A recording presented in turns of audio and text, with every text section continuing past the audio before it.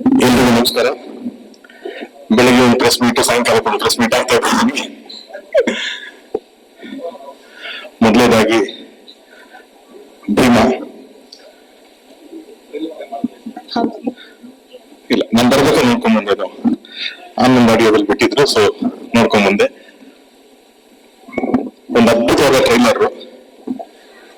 Vijay as a friend ಆಗಿರ್ಲಿ, actor ಆಗಿರ್ಲಿ ಅಥವಾ ಡೈರೆಕ್ಟರ್ ಆಗಿರ್ಲಿ, ಎಲ್ಲಾದ್ರೂ ಅವ್ರು ನಂಬಿರೋದು ಒಂದೇನೆ, ಶ್ರಮ, ಹಾರ್ಡ್ ವರ್ಕ್. ಅದು ಬಿಟ್ಟು ಇನ್ಯಾವುದೂ ಅವ್ರು ನಂಬಿದ್ ನಾನು ನೋಡೇ ಇಲ್ಲ. ಎಲ್ಲಾರು ಯೂಶುವಲ್ ಆಗಿ ಒಂದು ಒಳ್ಳೆ ಶಿಲೆ ಆಗ್ಬೇಕು ಅಂತಂದ್ರೆ ಇನ್ನೊಬ್ರು ಯಾರೋ ಕೆತ್ತನೆ ಮಾಡ್ತಾರೆ. ಬಹುಶಃ ಅವನೊಬ್ನೇ ಸ್ವಲ್ಪ ಕೆತ್ತನೆ ಮಾಡ್ಕೊಂಡು ಒಂದು ಶಿಲೆ ಆಗಿ ನಿಂತ್ಕೊಂಡ್ಬಿಟ್ಟ ಅಂತ ಅನ್ಸುತ್ತೆ ನೋಡಿ. ಆಕ್ಟರ್ ಆಗಿ ಲಾಂಚ್ ಆಗ್ಬೇಕು, ಏನೋ ಕಷ್ಟಗಳು ಸಿಗ್ತದೆ ಅಂತಂದ್ರೆ ಅವನೇ ಒಂದು ತಂಡ ಕಟ್ಕೋತಾನೆ, ಅವನೇ ಎಲ್ಲ ಹುರಿದುಂಬಿಸ್ಕೋತಾನೆ, ಒಂದು ಸಿನಿಮಾ ದುನಿಯಾ ಅಂತ ಆಗುತ್ತೆ. ಮತ್ತೆ ಏನೋ ಪ್ರೊಡಕ್ಷನ್ ಏನೋ ಸಮಸ್ಯೆಗಳಾಗ್ತಿದೆ ಅಂದ್ರೆ ಮತ್ತೆ ಅವನೇ ತಂಡ ಕಟ್ಕೋತಾನೆ, ಪ್ರೊಡಕ್ಷನ್ ಮಾಡ್ತಾನೆ, ಜಯಮನ್ ಮಗ ಅಂತ ಒಂದು ಸೂಪರ್ ಹಿಟ್ ಕೊಡ್ತಾನೆ. ಮತ್ತೆ ಏನೋ ಕೆರಿಯರ್ ನಲ್ಲಿ ಸ್ವಲ್ಪ ಸ್ಟೆಬಿಲಿಟಿ ಬರ್ತಾ ಇಲ್ಲ ಅಂತಂದ್ರೆ ನಾನೇ ಡೈರೆಕ್ಷನ್ ಮಾಡ್ಕೋತೀನಿ ಅಂತ ಅಲ್ಲಿಗೆ ಎಂಟ್ರಿ ಆಗಿ ಬಂದು ಇವತ್ತು ನಮ್ಮ ಕನ್ನಡ ಚಿತ್ರಗಳು ಹೆಮ್ಮೆಯ ನಿರ್ದೇಶಕರಾಗಿ ಬಂದಿರೋದಕ್ಕೆ ವಿಜಯ್ ಹಾರ್ಟ್ಲಿ ವೆಲ್ಕಮ್. ನಮಗೆ ನಾನು ವಿಜಯ್ ಅದೇ ನಾವು ಸ್ಟಾರ್ಟಿಂಗ್ ನಾನು ಆಕ್ಟರ್ ಆಗಿರ್ಬೇಕು ಅಂತಂದಾಗ ನನ್ನ ಫಿಲ್ಮ್ ವಿದ್ಯಾರ್ಥಿ ಅಂತ ರಿಲೀಸ್, ವಿಜಯ್ ದುನಿಯಾ ಸೇಮ್ ಟೈಮ್ ರಿಲೀಸ್. ನಾನು ಫೆಬ್ರವರಿ 3 ರಿಲೀಸ್ ಆಯ್ತು, ಫೆಬ್ರವರಿ 18th 19th ವಿಜಯ್ ದುನಿಯಾ ಸೇಮ್ ಇಯರ್. ಸೊ ಸಿಕ್ಕಾಗಿಲ್ಲ ನಾವು ಮಾತಾಡ್ಕೋತಿದ್ವಿ, ಮಗ ನನ್ನ ಪಿಕ್ಚರ್ ಆಪೋಸಿಟ್ ಬರಬಾರ್ದು, ಇಬ್ಬರಿಗೆ ಫಸ್ಟ್ ಪಿಕ್ಚರ್ ಅದು ಬರಬಾರ್ದು ಅಂತ ಮಾತಾಡ್ಕೋತಿದ್ವಿ. ಕಾಂಪಿಟೇಷನ್ ಅಂತ, ಮಗ ಆಕ್ಟರ್ ಕಾಂಪಿಟೇಷನ್ ಅಂತ ನಾನು ಇಲ್ಲಿ ಹೋಗ್ಬಿಟ್ಟೆ, ಡೈರೆಕ್ಷನ್ ಕಾಂಪಿಟೇಷನ್ಗೂ ಬರ್ತಿಲ್ಲ ನೀನು.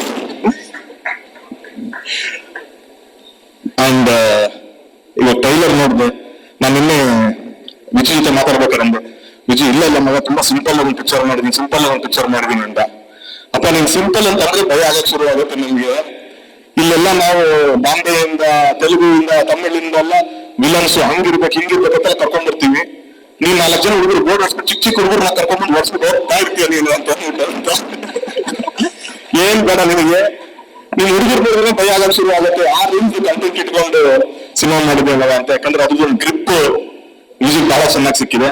ಇದ್ರದ್ದು ನಾನು ಓದಕ್ಕೆ ಒಂದು ವಿಷಯ ಅನ್ಸ್ಕೊಂಡಿದ್ದ, ಏನ್ ಬ್ಯಾಕ್ ಡ್ರಾಪ್ ಅಲ್ಲಿ ಮಾಡ್ತೀನಿ ಅಂತ. ಐ ಥಿಂಕ್ ಕನ್ನಡದಲ್ಲಿ ಫಸ್ಟ್ ಟೈಮ್ ಆ ತರದ ಒಂದು ಸೆನ್ಸಿಟಿವ್ ವಿಷಯನ ಟಚ್ ಮಾಡ್ತಾ ಇರೋದು. ಸೊ ಈ ಸಿನಿಮಾ ಕಾಂಟೆಂಟ್ ವೈಸ್ ಅಲ್ಲಿ ನನ್ಗೆ ಗೊತ್ತು ಎಷ್ಟು ಸ್ಟ್ರಾಂಗ್ ಇದೆ ಅಂತ ಅಂದ್ಬಿಟ್ಟು ಅದಕ್ಕಾಗಿ ಈ ಸಿನಿಮಾ ನೋಡ್ಬೇಕು.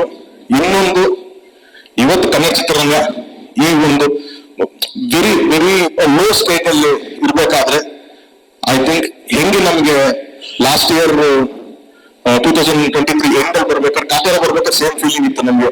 ಅಯ್ಯೋ ಈ ವರ್ಷ ಏನು ಅಂತದ್ ಆಗ್ತಿಲ್ವಲ್ಲ, ಕಾಟೇರ ಬಂದು ಒಂದ್ ಕಿಕ್ ಕೊಡುತ್ತೇನೋ ಅಂತ ಆ ನಂಬಿಕೆ ರಿಲೀಸ್ ಮಾಡಿದ್ದು. ಸೇಮ್ ನನಗೆ ಫೀಲಿಂಗ್ ಬರ್ತಾ ಇರೋದು ಈಗ ಈ ಭೀಮಾ ನೋಡ್ಬೇಕಾದ್ರೆ.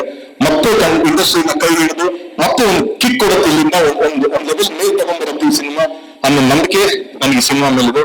ಖಂಡಿತವಾಗ್ಲೂ ಕನ್ನಡ ಚಿತ್ರರಂಗದ ಇವತ್ತಿನ ನಮ್ಮ ಒಂದು ಚಿಕ್ಕ ಏನು ಸಂಕಷ್ಟದ ಸ್ಥಿತಿಯಲ್ಲಿ ಅದರಿಂದ ಪಾರಾಗ್ಬೇಕು ಅಂದ್ರೆ ಈ ಸಿನಿಮಾ ಎಸ್ಪೆಷಲಿ ತುಂಬಾ ಚೆನ್ನಾಗಾಗ್ಬೇಕು. ಯಾಕಂದ್ರೆ ಇದು ಒಂದು ಶುರು ಓಪನಿಂಗ್ ಬ್ಯಾಟ್ಸ್ಮನ್ ತರ ಇದು ಬಂದು 5-6 overs ಚೆನ್ನಾಗಿ ಹೊಡೆದ್ರೆ ಮಿಕ್ಕಿದ ಬ್ಯಾಟ್ಸ್ಮನ್ಸ್ ಅಲ್ಲಿಂದ ಗಣೇಶ್ ಪಿಕ್ಚರ್ ಇದೆ, ಇನ್ನು ಧ್ರುವ ಅವ್ರ ಪಿಕ್ಚರ್, ಎಲ್ಲಾ ಪಿಕ್ಚರ್ಗೂ ಈಸಿ ಆಗ್ತಾ ಹೋಗುತ್ತೆ.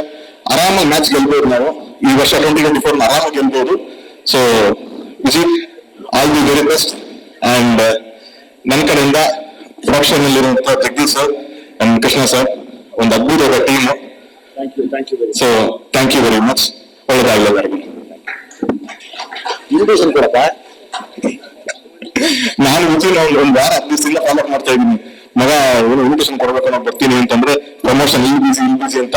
ಕೊನೆಗೆ ಲಾಸ್ಟ್ ಅಲ್ಲಿ ಅಗ್ರಿಮೆಂಟ್ ಆಗಿದ್ದು, ನೀನ್ ಬಾ ಸ್ಟೇಜ್ಗೆ ಬಂದ್ರೆ ಇಸ್ಕೊಳ್ಳೋದು ನಾನು ಅಂತ ಅಂದ್ಬಿಟ್ಟು ಅಂತ ಕೊಡಪ್ಪ. ನನ್ನ ಮದುವೆ 10ನೇ ತಾರೀಕು 11ನೇ ತಾರೀಕು ಮಿಸ್ ಮಾಡದೆ ಬರ್ಬೇಕು ಮಗ. ಸದ್ಯ ರಿಲೀಸ್ ದಿನ ಬರ್ತಾ ಇಲ್ವಲ್ಲ